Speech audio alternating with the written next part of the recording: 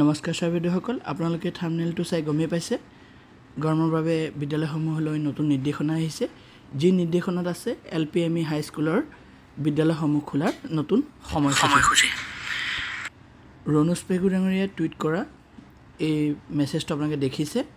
এই মেছেজটোৰ মতে তেওঁ উল্লেখ কৰিছে যে বতৰ বিজ্ঞান বিভাগে জাৰি কৰা গৰমৰ ঢৌৰ যি সতৰ্কবাণী দিয়া হৈছে তাৰ প্ৰতি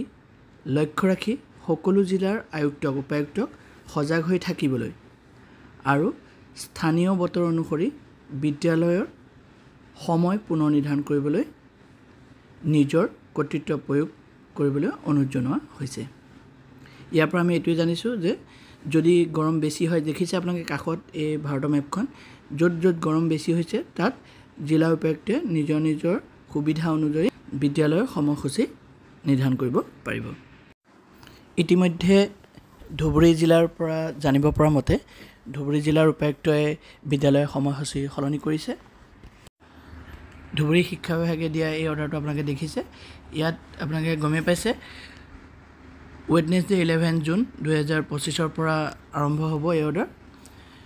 ইয়াত এলপি ক্ষেত্ৰত 7:30 বজাৰ পৰা 12 বজালৈ এমই ক্ষেত্ৰত 7:30 বজাৰ পৰা 12:30 বজালৈ হাই স্কুল আৰু হাই ছেকেণ্ডেৰী ক্ষেত্ৰত 7:30 বজাৰ পৰা 1 বজালৈ স্কুলবোৰ হ'ব গতিকে এইটো আছিল ধুবুৰী শিক্ষা বিভাগে জাৰি কৰা নিৰ্দেশনা নগাঁৱতো ঠিক সেইদৰে নগাঁও শিক্ষা বিভাগে অৰ্ডাৰ জাৰি কৰিছে সেইটো আপোনালোকক দেখুৱাব লৈছোঁ এইটো দেখিছে আপোনালোকে 10/6/2025 অৰ্ডাৰ নগাঁও ডিষ্ট্ৰিক্টৰ শিক্ষা বিভাগে প্ৰেৰণ কৰা এলপি স্কুলৰ ক্ষেত্ৰত 7:30 বজাৰ পৰা 11:30 বজালৈ এমই স্কুলৰ ক্ষেত্ৰত 7:30 বজাৰ পৰা 12 বজালৈ আৰু হায়াৰ ছেকেণ্ডেৰী স্কুলৰ বাবে 7:30 বজাৰ পৰা 12:30 বজালৈ গতিকে এই অৰ্ডাৰটো আৰম্ভ কৰিব দিছে 11 জুন 2025 পৰা ঠিক সেইদৰে প্ৰতিখন ডিষ্ট্ৰিক্টৰে অৰ্ডাৰ ওলাব অতি শীঘ্ৰে আপোনালোকে জানিব পাৰিব